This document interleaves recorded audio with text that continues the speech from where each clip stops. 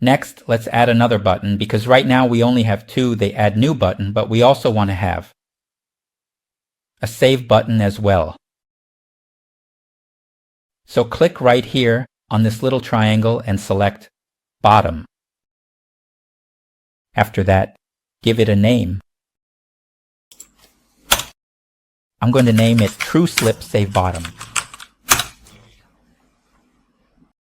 For the property text, you can change it to whatever you want. I'll use the word save, then a vertical bar, and then update. So it's basically save or update. For the display style here, choose whatever you prefer. I want it to have both an image and text, meaning it will show both an icon and a label. See? There you go. Next, let's change the image here a little bit. Click on this little triangle here so we can find an icon to add. Select Project Resource File, then click Import. I've already prepared it on my desktop, so I've got the icon ready. You can use any icon you like here. If I want to use this image, this Discord icon, you can find it on various websites. Once you have it, just click on it like this. Next, let's add a button.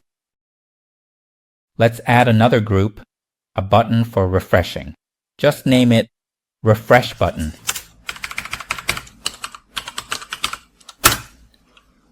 Then, for the display style, set it the same as before. Change it to image and text. Add any image you want here. I'm going to use this image. You can choose whichever image you like here. It's not fixed, or you can even skip using an image. It won't cause any errors in the program. Then, change the text to refresh. For those who don't have an image yet, you don't have to. Click in there. Just change the text. Just changing the text is enough. But if you want it to look nicer, you can download an icon to use. At this stage, if you don't have one yet, don't worry about it. For the Add New part, change it to image and text as well, so that the text will appear like this. Okay, now we've got it. Next, let's take a quick look at an example. You'll notice that each button has this divider here. The divider is added to make it look nicer, so go ahead and add it as well. We call this a separator. First, click on our binding navigator. So, click on the little triangle, then select Set Separator. See? Once you've done that, just drag it in. Whatever you need, just like this, see? Just follow along with me now.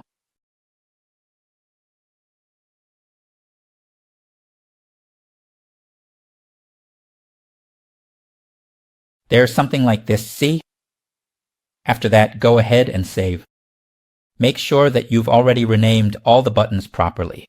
Here, for example, Add New. Now that you've seen the name, I'll just use the same name as before. Say Bottom, Refresh Bottom, okay. That's it.